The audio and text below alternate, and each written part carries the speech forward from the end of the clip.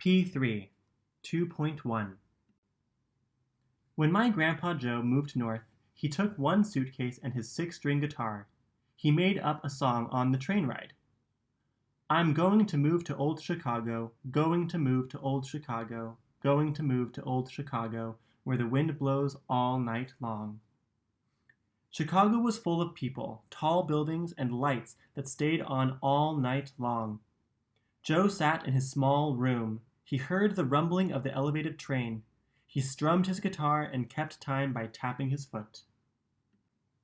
Sometimes Joe sang about Dan, his parents' dog. I wish old Dan could be here now.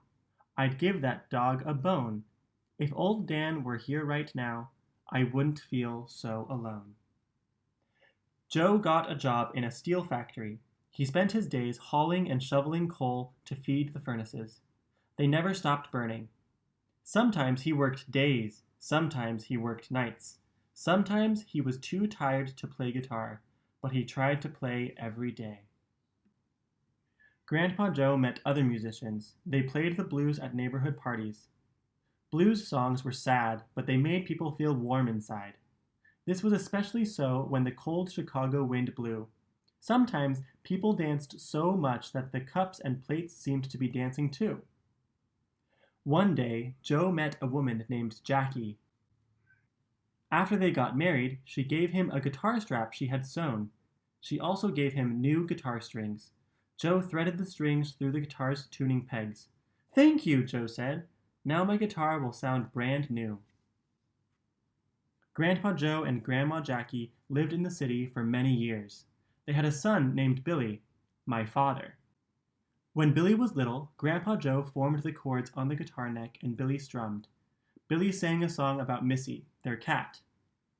Missy likes to sleep all day. She won't wake up when I come home to play. She curls up tight on the heater top and purrs like an engine that just won't stop.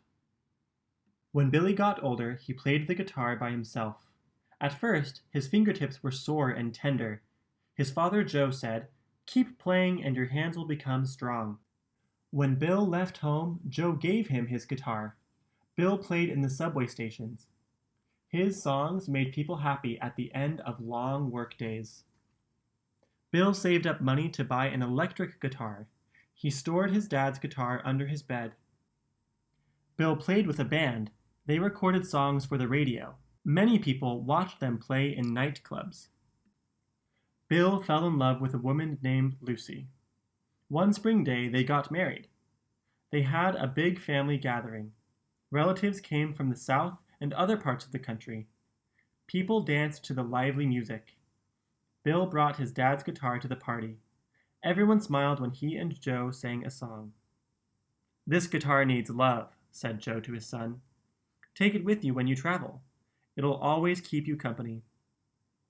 Bill's band traveled all over the country. Sometimes he sat on the bus and sang his dad's songs. Sometimes he sang about Lucy, and often he sang about his new baby boy. Me. My name is Henry. After many years with the band, my daddy became a music teacher. He worked very hard. When he was too tired to play guitar, I would play it for him.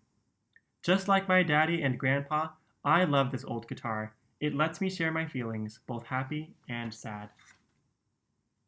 Now I have a son of my own, Johnny. He is 8 years old and loves hearing his great-grandpa Joe's guitar. He strums the strings, and I form the chords. We sing songs from long ago. We sing about all the places the guitar has seen. Grandpa Joe had a traveling guitar. He played it when he traveled far. He played it when he stayed at home. With that guitar, he was never alone.